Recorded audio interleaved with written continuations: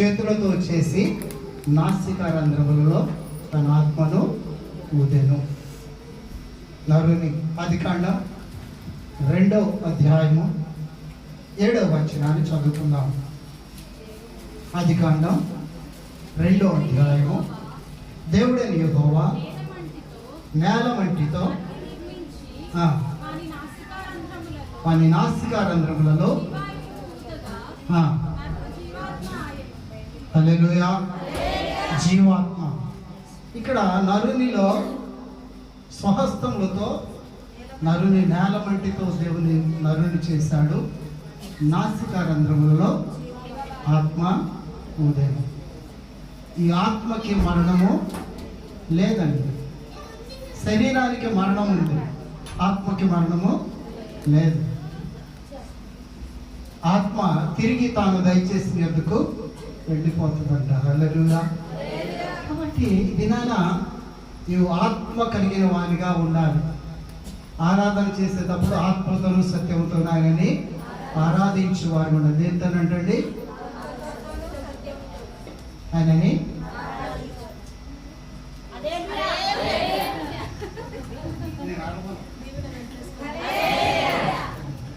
హల్లెలూయా. ఎందుకంటే అసలే నాకు దగ్గు,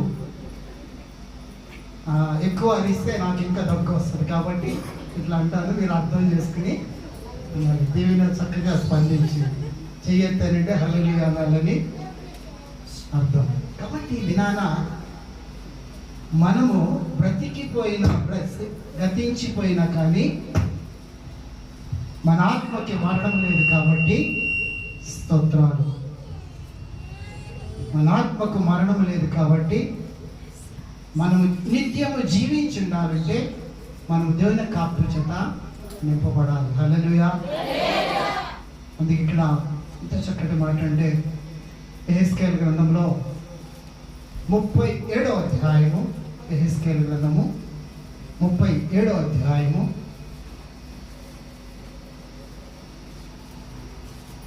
7వ వచనం నుంచి 10వ వచనం వరకు చదువుకుందాం.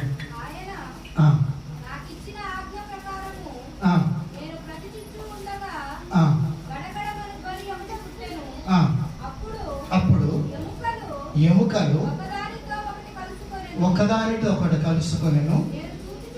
నేను చూచుచుండగా నరములను మాంసమును వాటి మీదికి వచ్చాను, వాటిపైన చర్మము కప్పెను. అయితే వాటిలో జీవాత్మ ఎంత మాత్రము లేకపోయాను. అప్పుడు ఆయన, నరపుత్రుడా, జీవాత్మ వచ్చినట్లు ప్రవచించి ఇట్లు అనుము, ప్రభువు యెహోవా సెలవిచ్చినదేమనగా, జీవాత్మ నలుదిక్కుల నుండి వచ్చి భక్తులైన మీరు బ్రతుకున్నట్లు వారి మీద హల్లెలూయా హల్లెలూయా ఆ లోయలోనికి తీసుకొని వెళ్ళి ఏమంటున్నాడు? నరపుత్రుడా, వాటి మీదకి ఏమోదమంటున్నాడు? జీవాత్మను ప్రవచించుము. ఈ మధ్యాహ్న కాల సమయాన దీని యొక్క వాక్యం చేత మనము ప్రకటించబడుతున్న సమయంలో మనలో ఏమి రావాలంటండి? జీవాత్మ. వాటిలో జీవము లేకపోయాను. దేవుడు ప్రవచించుము జీవాత్మ వచ్చు వరకు అన్నప్పుడు నలుదిక్కుల నుంచి దేవుని ఆత్మ వచ్చి వాటిలోనికి జీవింపచేయటానికి దేవుడు సహాయము ప్రకటింపబడుతున్న సమయంలో ఆత్మతో నింపబడాలని చెప్పి మనం ఆశపడదాము. బ్రతికి ఉన్నాము కానీ మృతులతో సమానులమేనంట. ఎందుకంటే మనలో ఆత్మ లేదు, దురాత్మ ఉంది మనలో. ఏముంది? ద్వేషము, పగ, కక్ష, అసూయ, మత్సరము, దొంగతనము, వ్యభిచారము, త్రాగుబోతుతనము, అబద్ధీకము, ఇవన్నీ కూడా దేవుని యొక్క ఆత్మ కాదు కాదు.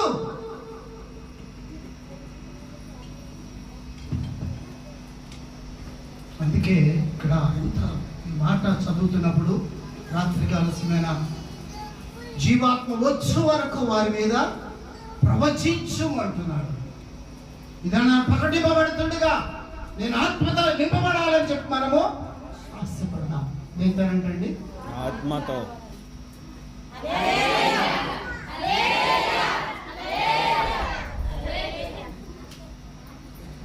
ఆత్మ నిజం చెప్పండి.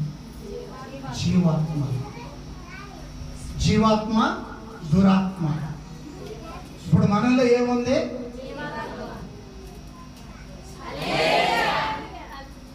జీవాత్మ వచ్చు వరకు వారిని ప్రవచించము, ప్రార్థన చేయి.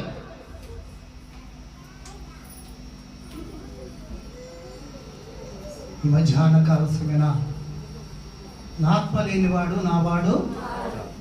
ఇది నాన్న మనం ఎవరమండి? మరి ఆత్మ కలిగి ఉంటే దేవుని వారము, ఆత్మ లేకపోతే దెయ్యం వారం. ఎవరమే? దెయ్యం వారం. అంటే దెయ్యం ఆడ లేదు రెండు ఊరికి చెప్తున్నా, ఎగ్జాంపుల్ కట్టి చూపించారు. ఆడేళ్ళు పెడితే కరెంట్ షాక్ కొట్టలేనే వాళ్ళు. ఇది నాన్న నిజముగా మందిరంకి వచ్చిన తర్వాత ఆత్మ కలిగిన వారుగా మనం ఆరాధించు వారుగా, స్తుతించు వారుగా, మహిమపరచు వారుగా, ఘనపరచు వారుగా, హెచ్చించు వారుగా ఉన్నట్లయితే దేవుడు నీతో ఉండటానికి ఇష్టపడతాడు.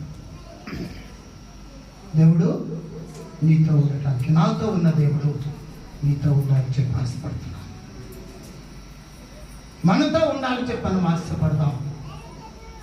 అప్పుడే నిజమైన సంతోషాన్ని మన జీవితం అనుభవించడానికి దేవుడు సహాయము చేస్తాడు.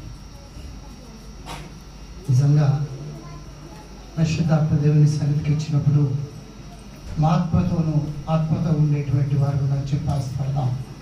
అందుకే ఎంత చక్కటి మాట అంటే 10వ వచనాన్ని మరొకసారి చదువుదామమ్మా. ఆయన నాకు ఆజ్ఞాపించినట్లు నేను ప్రవచింపగా. హల్లెలూయా. ఇక్కడ దేవుడు ఆజ్ఞాపించిన ప్రకారం ఆయన ప్రవచించడం మొదలు పెట్టాడంట. ఆజ్ఞాపించిన ప్రకారం. ఆజ్ఞ అతిక్రమము పాపం. ఆజ్ఞాపించిన ప్రకారం దేవుడు చెప్పాడు, ప్రవచించు, ప్రవచించు, ప్రకటించు. ప్రకటించడానికి ప్రార్థన ఉంది, రమ్మని చెప్పి గ్రూప్లో మెసేజ్ పెడతాం. ఇందా గ్రూప్ ఉంది బాబు, మనకు ఒక గ్రూప్ ఉందా? మెసేజ్ పెడితే 10:30కి గుడికంటే 12 గంటలకు వస్తాం. ఎన్ని గంటలకు వస్తాం? నిజంగా చెప్పండి, కరెక్టే కదా? 12:30కు వచ్చిన వాళ్ళకి హల్లెలూయా చెబుదాం. 10:30కు వచ్చిన వాళ్ళకి హల్లెలూయా చెబుదాం.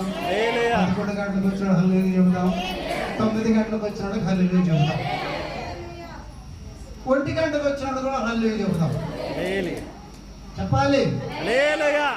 ఎందుకంటే ఈసారి కనీసం లేటుగా వచ్చాడు పాస్టర్ గారు చూశారని భయముతోనే తొందరపడతాడని నా ఆశ.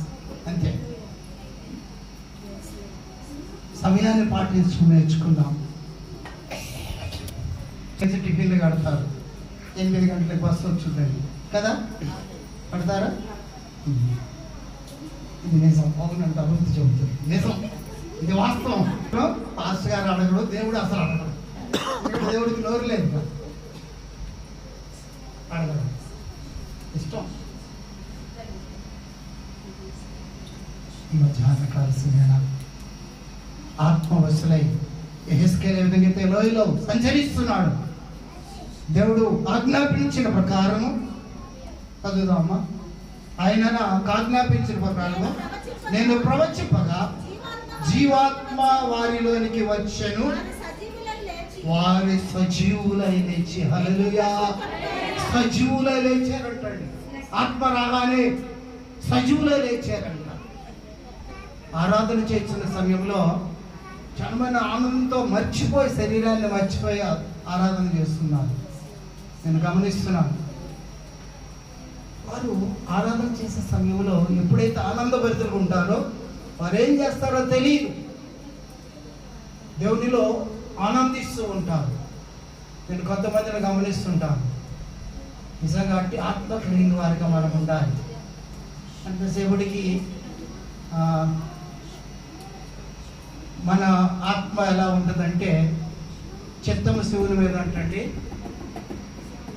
ఆత్మానుసారమైన జీవితం జీవించేటువంటి వారిగా మనం ఉండాలి. లేకుంటే దాచొచ్చిన బంగారం మీదనో లేకుంటే డబ్బుల మీదనో ఉంటుంది. తాళం వేసి వచ్చావా లేదా? నీ చింత యావత్తు ఆయనపై ఏమంటే మన మేడలేని చింతలు అసలు భారతదేశాన్ని మనమే మాత్రం ఫీల్ అయిపోతూ ఉంటాం. ఈ మధ్యలో కూడా నేను పక్కింటి వాళ్ళందరూ మనమే భారంతో మాత్రం ఫీల్ అయిపోతా ఉంటాం. ఇక్కడ దేవుడు చెప్తున్నాడు హిజ్కియాకి, ప్రవచించు, వారి మీదకి ఆత్మ దిగివచ్చులాగున ప్రవచించు. ఇలా చాలా మంది చెబుతున్నారు. చూడండి ఎంత చక్కటి మాట్లాడు. అనగా ఆయన నాకు ఆజ్ఞాపించిన ప్రకారం నేను ప్రవచించగా వారిలోనికి జీవాత్మ వచ్చాను, వారి సజీవులై లేచి లెక్కింప శక్యము కాని మహాసైన్యములుగా లెక్కింప శక్యము కాని హల్లెలూయా వారు అనేక మంది లెక్కకు శక్యము కాని సైన్యములు వారు లేచి నిలిచారంట. మృతులైన వారు ఆత్మతో ప్రవచించగా హిజ్కియాలు వారు లోయలో నిలిచారంట, లెక్కకు శక్యము కాని శక్తితో. హల్లెలూయా. ఇది మనము కూడా నిలిచి ఉండి దేవుని పక్షంలో యుద్ధము చేయుటకు అపవాదిపై విజయము పొందడానికి కావలసిన శక్తి కావాలని చెప్పి మనము ప్రవచిద్దాం. ప్రవచన వరాలు మీ యవనులు ప్రవచిస్తారంటే మన యవనులు దర్శనాలుగా అంటున్నారు. ఏమని? సెల్ ఫోన్లో ఆటలు ఆడటానికి, చాటింగ్ చేయటానికి మన యవనులు చేసే పనులు ఇయ్యే. మీ యవనులు దర్శనములు కనుగొని దేవుని యొక్క వాక్యం చెబుతుంటే మన యవనులు సెల్ ఫోన్లో చాటింగ్ చేయదురు.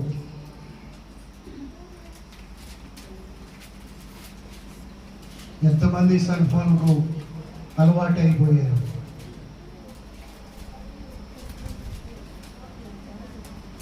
హల్లెలూయా. ఆత్మ ఆత్మ ఆత్మ ఆత్మ ప్రవచించగానే ఎముకలకి జీవం వచ్చింది, నరాలు వచ్చింది, మాంసం వచ్చింది, రక్తం వచ్చింది. ఆత్మతో నింపబడ్డారు. లెక్కకు శక్యము కాని సైన్యంలో వారు నిలిచి దేవుని పక్షంలో యుద్ధము చేయటకు అపవాది పైన విజయం పొందడానికి అనిర్జమైన స్థితిలో ఉన్న వారిని దేవుడు పీల్చుకున్నాడు. హల్లెలూయా. ఈ మధ్యాహ్న కాలసమైన అట్టి పిలుపులకు లోబడి మనం వచ్చినట్లయితే పరిశుద్ధాత్మ దేవుడు నిన్ను నన్ను కూడా వినియోగించుకోవటానికి, సైన్యముగా నిలబెట్టుకోవటానికి, అపవాదిని ఎదిరించే ధన్యత మనకు అనుగ్రహించడానికి దేవుడు సహాయము చేస్తాడు. ప్రకటన గ్రంథంలో ఒక మాట చదువుతానండి. 3-4 వచనాలను చదువుకుందాం.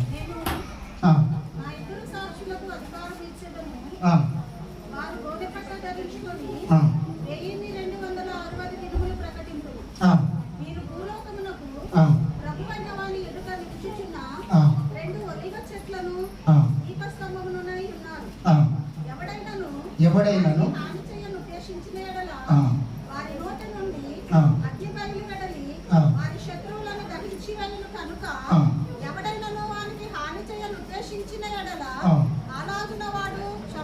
హల్లెలూయా. ఎంత చక్కటి మాట అంటే ఈ మధ్యాహ్న కాలం నేను నా ఇద్దరి సాక్షులు అధికారం ఇచ్చేదను, వారు గోనెపట్ట ధరించుకొని 1260 దినములు ప్రవచింతురు. హల్లెలూయా.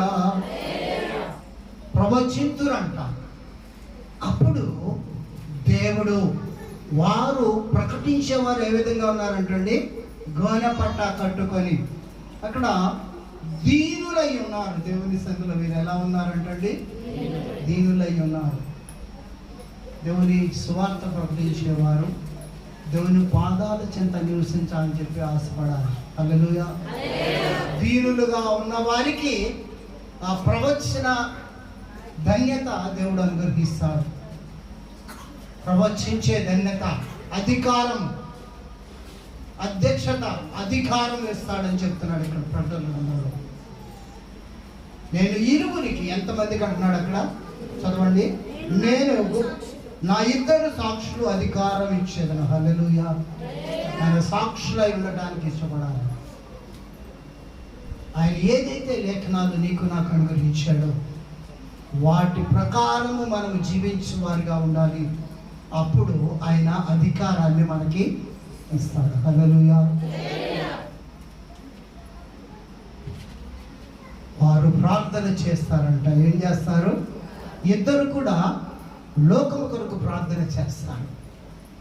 అందుకే 14వ వచనం, నేను భూలోకమును ప్రభువు వైపు ప్రభు అయిన వాని ఎదుట నిలుచుచున్న 2 ఒలీవ చెట్లను దీపస్తంభములై ఉన్నారంట. హల్లెలూయా. వారు ఇరువురు కూడా లోకమునకు దీపస్తంభములై ఉన్నారంట. దేని ఒక్కరంటండి? లోకమును వెలిగించు వారిగా ఉండాలి.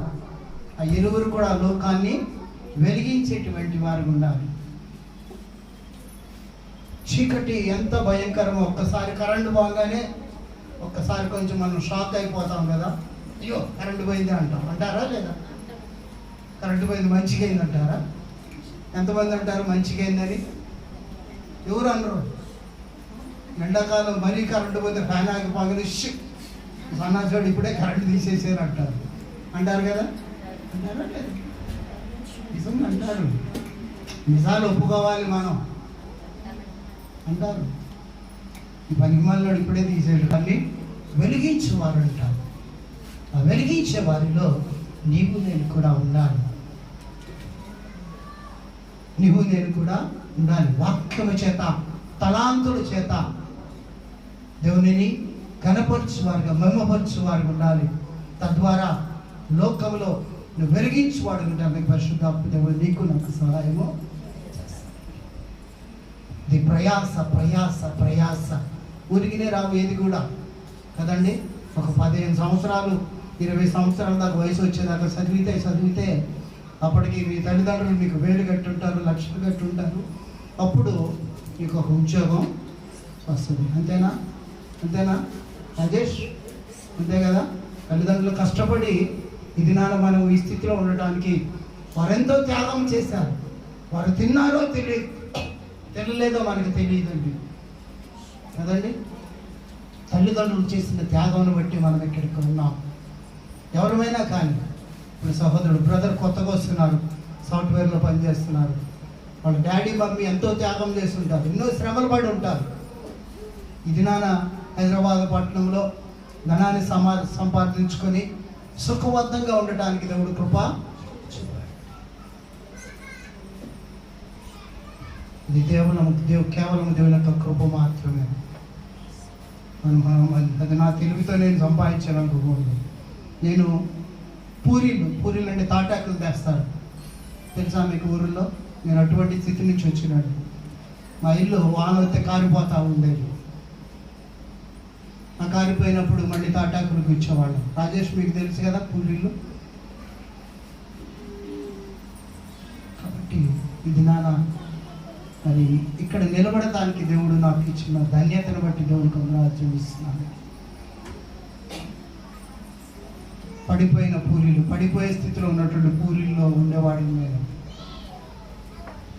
గమనించాను. మనం ఎప్పుడు కూడా మన స్థితిని మర్చిపోకూడదు.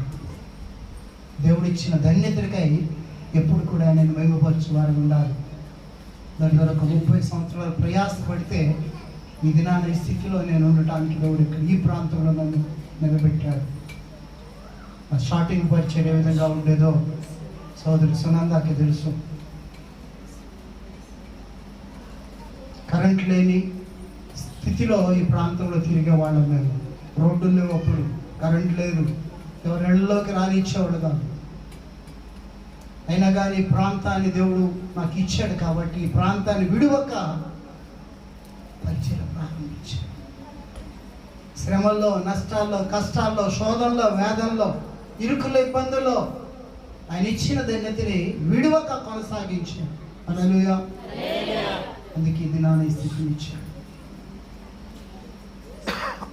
నేను నాతో పాటు అనేక మంది వాడబడాలి, ప్రకటించేవారు ఉండాలి, ప్రార్థించేవారు ఉండాలి, పాడేవారుగా ఉండాలి అని చెప్పిన ఆశ.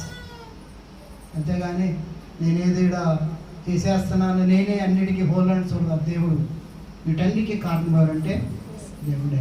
హల్లెలూయా.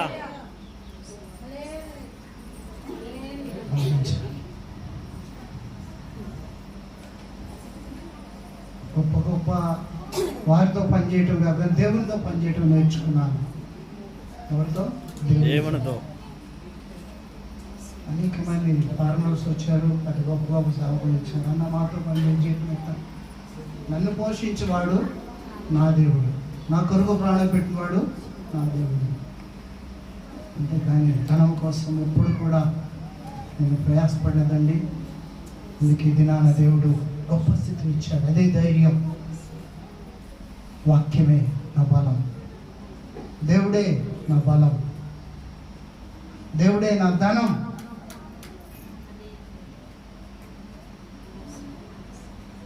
స్థితిని మార్చేటువంటి వాడు, పరిస్థితులు మార్చేటువంటి వాడు ఆయనే. జీవం కలిగినటువంటి దేవుడు.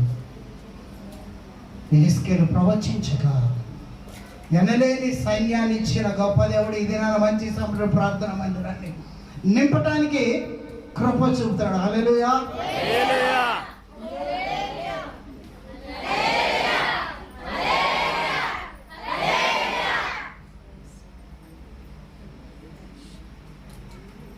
ఎందుకంటేమ్మా నేను గొప్ప అసలు ఎప్పుడు చెప్పాలి. స్థితిని మార్చేటువంటి వాడు, మన పరిస్థితులను సరి చేసేటువంటి ఆయన మాత్రమే. అన్నీ ఉన్నా తినడానికి లేని రోజులు కూడా మా జీవితంలో ఉన్నాయి. గమనించండి. అయినా కానీ దేవుని పరిచయని ప్రతి ఆదివారం కుడికి అయిపోగానే సునందవాడు మాకు భోజనం పెట్టేవాడు. వాళ్ళే రాత్రి అయిపోగానే భోజనం పెట్టాడు. వాళ్ళింట్లోనే నడిపించాడు. అది మా పరిచర్య. ఇది అనేకులకు మేము ఇచ్చేవారుగా దేవుడు నన్ను చిన్న వాటిలో నమ్మకం ఉన్నాను. చిన్నవాటి గొప్ప వాటి విషయం.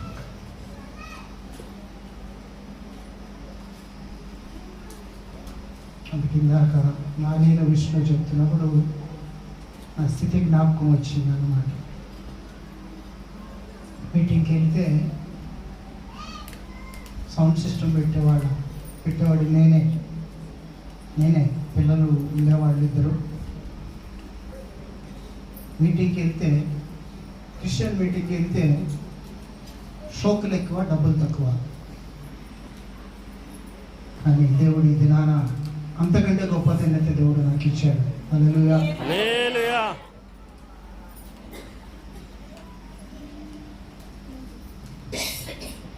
ఈ మధ్యనగర్ ప్రాంతంలో నిలబడటానికి దేవుడు నాకు సహాయము చేశాడు.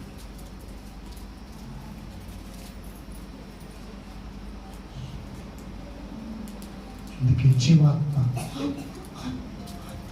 ఇరువురు నిలబెట్టుకుంటానంటున్నాడు. వారి ద్వారా దేవుని యొక్క ఆత్మ ఉంటుంది అంటున్నాడు. ఇదే ప్రకటన గ్రంథంలో 9వ వచ్చి 11వ అధ్యాయం 9-11 వచ్చిన చదువుకుందామండి.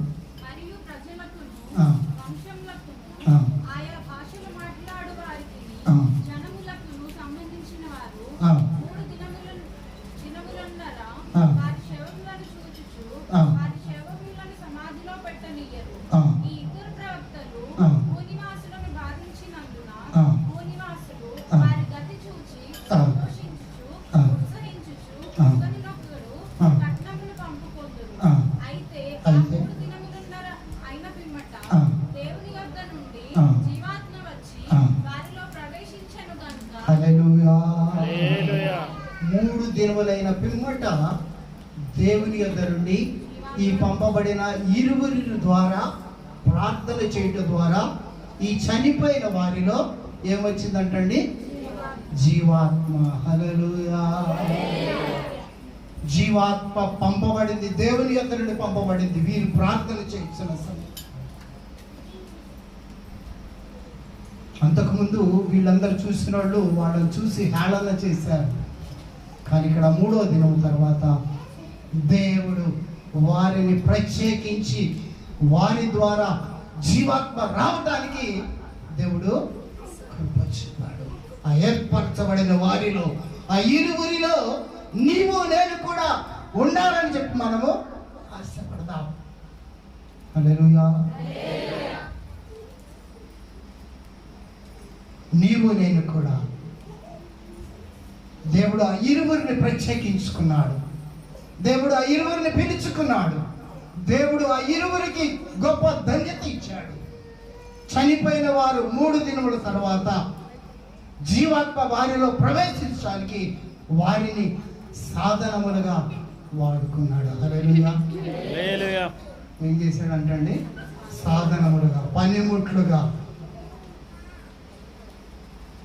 మనం మన ఊరు వెళ్ళాలంటే ఒక సాధనం కావాలి. ఏది? బస్సు కానీ బండి కానీ, కదండి, కదా.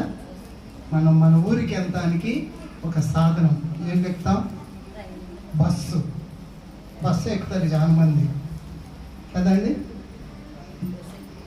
బస్సు ఎక్కుతారు. ఇది సాధనం మన ఊరికి వెళ్తానికి. విష్ణుబాబు బెండమూరులోకి వెళ్ళాలంటే అమలాపురం వెళ్ళే బస్సు ఎక్కుతాడు, డిఎంఆర్ ట్రావెల్స్. ఆ బస్సు కూడా లోకమును వెలిగించుకు, లోకాన్ని జీవము చేయడానికి సాధనముగా ఇరువురిని ఇదిగా పిలుచుకున్నాడంట. 3 దినములు చనిపోయిన వారు వీరు ప్రవచించగానే జీవాత్మ వచ్చిందంట వారికి. ఏం వచ్చిందంటండి? జీవాత్మ. 3వ దినాన చనిపోయిన యేసుక్రీస్తు కూడా 3వ దినాన లేచాడు.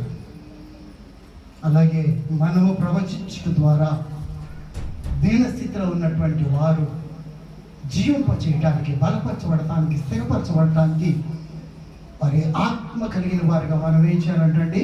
వారి కొరకు మనము ప్రార్థన ఏం చేయాలి?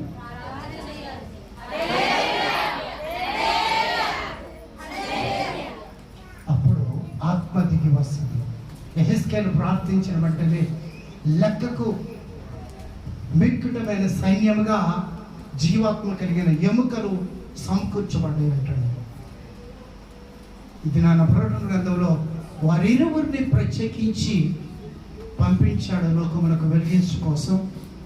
వారు వెలిగి ప్రార్థన చేయించిన సమయంలో చనిపోయి 3 దినములైన వారు కూడా తిరిగి బ్రతకటానికి దేవుడు సహాయము చేశాడంటాడు. ఈ శరీరంలో ఆత్మతో మనం ఆరాధించేటువంటి వారుగా ఆత్మానుసారమైన జీవితం జీవించడానికి పరిశుద్ధాత్మ దేవుడు సహాయం చేసి ఆశపడుతూ ఈ మధ్యాహ్న కాల సమయాన ఇప్పుడు వచ్చిన మీ అందరికీ చాలా సమయం అయిపోయింది. 1 గంటకు అయిపోవాలని చెప్పారు. ఆలస్యంగా వచ్చాం, ఇంకా ఆలస్యంగా వెళ్తున్నాం. ఇంకా సబ్జెక్ట్ చాలా చెప్పాలని ఆశ ఉంది, కానీ సమయాన్ని చూస్తే ఇంకా వినే స్థితిలో ఉండరు. ఇప్పుడు ఆకలి అవుతూ ఉంటుంది. ఆహ్వానం ఏం కావాలంట ఏర్పరచబడిన ఇరువురి ద్వారా తిరిగి వారు బ్రతకడానికి కృప చూపుతున్న దేవుడు ఈ మధ్యాహ్న కాలమైన మనందరికీ అట్టి కృపను అనుగ్రహించి జీవించి ఉండటకు పరిశుద్ధాత్మ దేవుడు సహాయము చేయనుగాక. మీ అందరికీ వందనాలు. మీ అందరికీ